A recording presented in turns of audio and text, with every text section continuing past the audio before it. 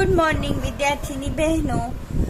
આજે આપણે વેગમાનના સંરક્ષણના નિયમ પરના ઉદાહરણો લેશું. ઉદાહરણ 9.6 લઈએ. પહેલાં આપણે રકમ વાંચીએ. 20 ગ્રામ દળ ધરાવતી ગોળીને 2 કિલોગ્રામ દળની પિસ્તોલ દ્વારા 150 મીટર પ્રતિ સેકન્ડના વેગથી છોડવામાં આવે છે. પિસ્તોલના પાછળ ધકેલાવાનો વેગની ગણતરી કરો. પાછળ ધકેલાવું એટલે એનો પિસ્તોલનો ગોળી લાગ્યા બાદનો વેગ થાય, બરાબર. તો વેગમાનનો સંરક્ષણનો નિયમ આપણને શું કહે છે? વેગમાનના સંરક્ષણનો નિયમ એમ કહે છે કે તંત્રનું વેગમાન અચળ રહે છે. એટલે શું? તો આપણે સમજ્યા હતા કે પ્રારંભિક વેગમાન બરાબર અંતિમ વેગમાન. અહીં પ્રારંભિક વેગમાન શું થશે? તો કે ગોળી પણ સ્થિર છે, અને બંદૂક પણ સ્થિર છે. તેથી પ્રારંભિક વેગ u1 બરાબર u2 બરાબર 0 થશે. તેથી m1u1 પ્લસ m2u2 બરાબર શું થશે? 0, બરાબર. એટલે કે પ્રારંભિક વેગમાન 0 થશે.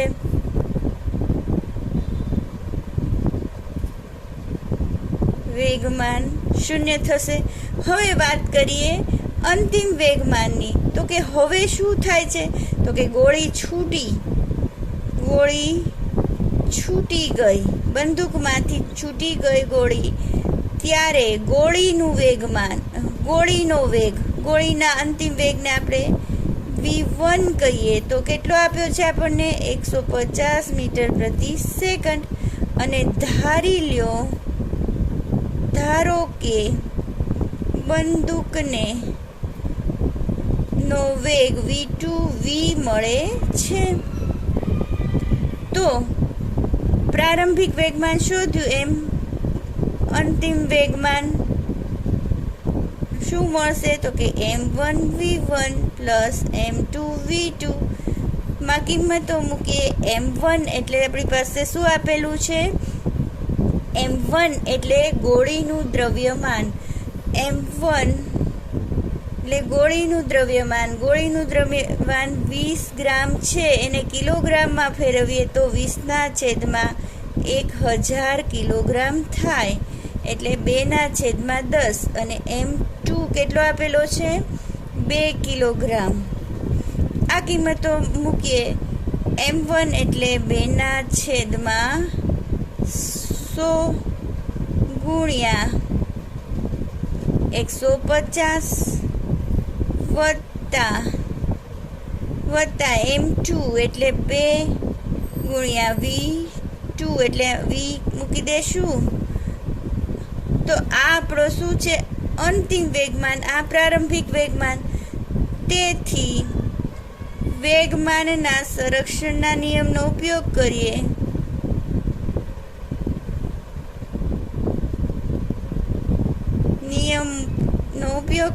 તો શું લખાશે? અંતિમ વેગમાન અથવા પ્રારંભિક વેગમાન, આપણે એમ જ રાખીએ. પ્રારંભિક વેગમાન બરાબર અંતિમ વેગમાન. પ્રારંભિક વેગમાન શું મળ્યું છે આપણને? 0 બરાબર, અહીંયા છેદ ઉડાડી દઈએ.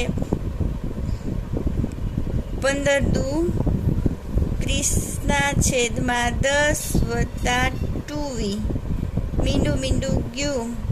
તેથી 2v બરાબર 3. સો v ઇઝ ઇક્વલ ટુ 3/2. આ સાઈડ જશે એટલે ઋણ નિશાની આવશે, જે બતાવે છે કે વિરુદ્ધ દિશામાં -1.5 વિરુદ્ધ દિશામાં બંદૂકને વેગ મળે છે. ગોળીની વિરુદ્ધ દિશામાં બંદૂકને વેગ મળે છે, જેને આપણે બંદૂકના રિકોઇલનો વેગ પણ કહીશું. હવે આપણે લઈએ ઉદાહરણ 9.7.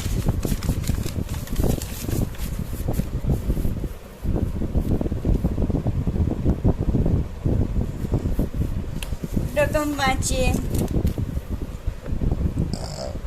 40 કિલોગ્રામ દ્રવ્યમાન ધરાવતી એક છોકરી 5 મીટર પ્રતિ સેકન્ડ જેટલા સમક્ષિતિજ વેગથી 3 કિલોગ્રામ દળ ધરાવતા સ્થિર ગરગડીવાળા પાટિયા પર કૂદે છે. પાટિયાના પૈડા ઘર્ષણ રહિત છે. પાટિયું જ્યારે ગતિ ચાલુ કરે ત્યારે છોકરીનો વેગ કેટલો હશે?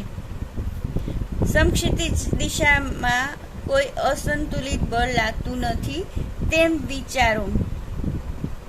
હવે આપણે ધારી લઈએ કે જ્યારે પાટિયું ગતિ કરે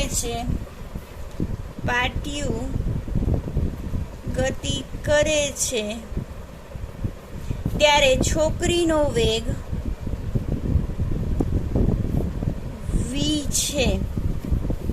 હવે શરૂઆતમાં છોકરીનું દ્રવ્યમાન આપણને આપ્યું છે m બરાબર 40 કિલોગ્રામ અને એનો વેગ આપણને આપ્યો છે 5 મીટર પ્રતિ સેકન્ડ. હવે એ કોની ઉપર કૂદે છે? તો કે 3 કિલોગ્રામ ધરાવતા પ્રારંભિક છે ને, એટલે u1 m1. m2 બરાબર 3 કિલોગ્રામ દળ ધરાવતા સ્થિર પાટિયા પર એટલે વેગ શું લેશું? 0 કૂદે છે. હવે છોકરી કૂદી ગઈ પછી એનું વેગમાન શોધીએ, એને અંતિમ કહેશું. અહીંયા વેગમાન ગોતીશું, એને પ્રારંભિક કહેશું. તો પ્રારંભિક વેગમાન બરાબર શું થશે? m1u1 plus m2u2. m1 એટલે 40 ગુણ્યા 5 વત્તા 3 ગુણ્યા 0. 40 4 પંચા ને 20 એટલે શું આવશે? 200 વત્તા 3 ગુણ્યા 0 એટલે 0 થવાનું છે. કિલોગ્રામ મીટર પ્રતિ સેકન્ડ ઇનવર્સ. હવે આપણે શું ગોતવાનું? અંતિમ વેગમાન એટલે અહીં શું થાય છે? બે જુદા જુદા પદાર્થો નથી. હવે પાટિયું અને છોકરી બે એક થઈ ગયા છે, એટલે કે દળ કેટલું થઈ ગયું એનું? m1 વત્તા m2 અને એનો વેગ આપણે ધારી લીધો છે v, એટલે અંતિમ વેગમાન m1 વત્તા m2 ગુણ્યા v કરવાનું રે. m1 એટલે શું લેશું? 40 વત્તા m2 એટલે 3 અને v શોધવાનો છે. તેથી વેગમાનના સંરક્ષણના નિયમ પ્રમાણે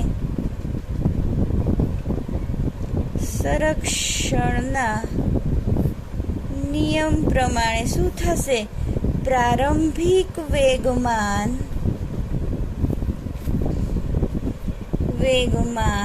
બરાબર અંતિમ વેગમાન. પ્રારંભિક વેગમાન આપણું કેટલું છે? 200 ઇક્વલ ટુ અંતિમ 43 ગુણ્યા v. તો v શોધવાનો, તો v ને સૂત્રનો કરતા બનાવીએ. 200/43. તો જવાબ શું આવશે? 4.65.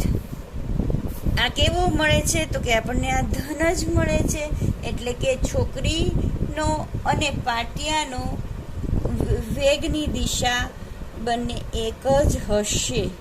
દિશા પણ અહીંયા મહત્વની હોય છે, જે આપણે આગળનામાં કરી એમ હવે પછીના ઉદાહરણ 9.8માં પણ એ જોશું. 9.8ની રકમ વાંચીએ. હોકીની પ્રતિસ્પર્ધી ટીમોના 2 ખેલાડીઓ દડાને ફટકારવાના પ્રયાસ વખતે એકબીજા સાથે અથડાઈ જાય છે અને ગૂંથાઈ જાય છે. પહેલા ખેલાડીનું દળ 60 કિલોગ્રામ છે તથા તે 5 મીટર પ્રતિ સેકન્ડના વેગથી ગતિ કરે છે, જ્યારે બીજા ખેલાડીનું દળ 55 કિલોગ્રામ છે અને તે 6 મીટર પ્રતિ સેકન્ડના વેગથી પહેલા ખેલાડી સાથે અથડાય છે. અથડાયા પછી તે કઈ દિશામાં કેટલા વેગથી ગતિ કરશે? બંને ખેલાડીઓના પગ તથા પૃથ્વી વચ્ચેનું ઘર્ષણ બળને અવગણો. અહીં આપણને 2 ખેલાડીઓ આપ્યા છે. પ્રથમ ખેલાડીને આપણે ધારી લઈએ કે પ્રથમ ખેલાડી ડાબી બાજુથી જમણી બાજુ તરફ જાય છે, તો ડાબેથી જમણી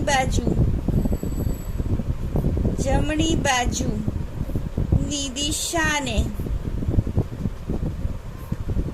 ધન ગણીએ તો એનાથી ઉલટું જમણીથી ડાબી દિશાને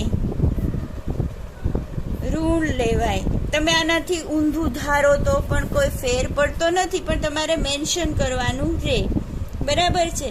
હવે પ્રથમ ખેલાડીને આપણે M1 કહીએ, પ્રથમ ખેલાડીનું દળ M1 કહીએ, તો આપણી રકમમાં જોઈએ કે પહેલા ખેલાડીનું દળ M1 બરાબર 60 કિલોગ્રામ છે અને એનો પ્રારંભિક વેગ U1 કહીએ 5 મીટર પ્રતિ સેકન્ડ છે.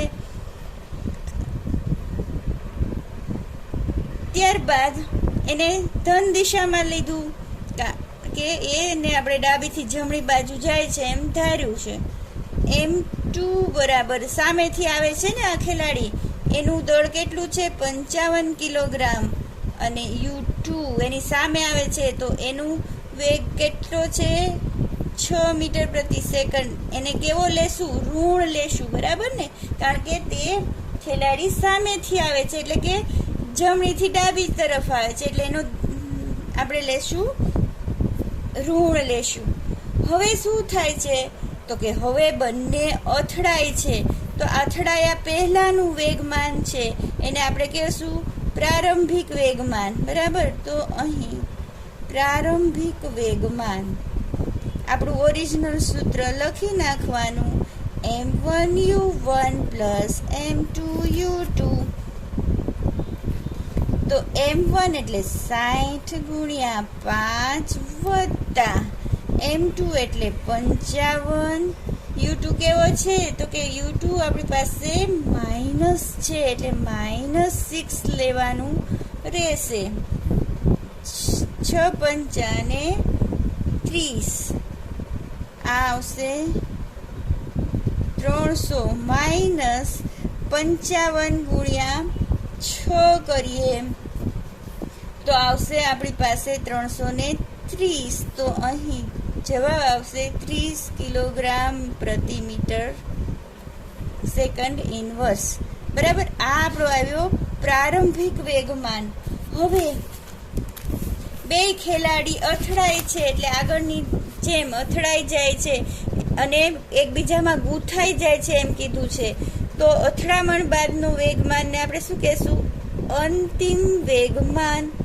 ગૂંથાઈ જાય છે એટલે કે 2 એક હારે તો બેયના દળનો શું થાય? સરવાળો. અને એનું વેગ ધારી લો કે v છે જે આપણે શોધવાનો છે. તો M1 કેટલો છે? પ્રથમનો 60 હતો, બીજાનો 55 છે ને v શોધવાનો છે તો આ થશે 115 v.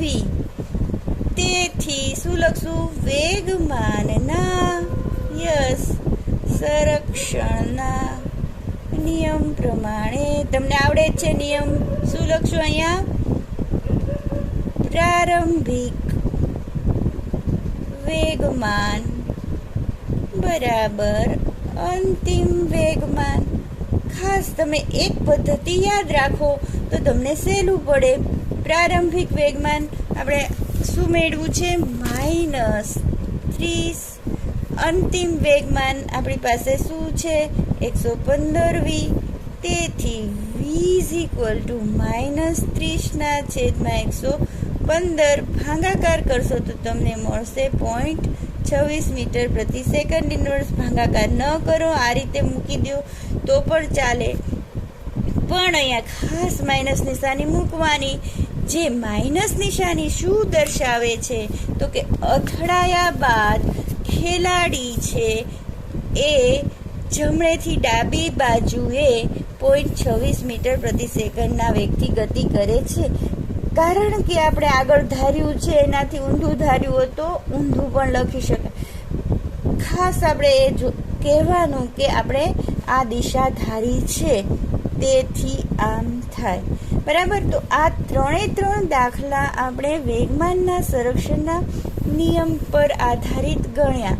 3 દાખલા માટે એક સરખી પદ્ધતિ તમે યાદ રાખજો કે વેગમાનના સંરક્ષણના નિયમ પ્રમાણે પ્રારંભિક વેગમાન બરાબર અંતિમ વેગમાન થાય.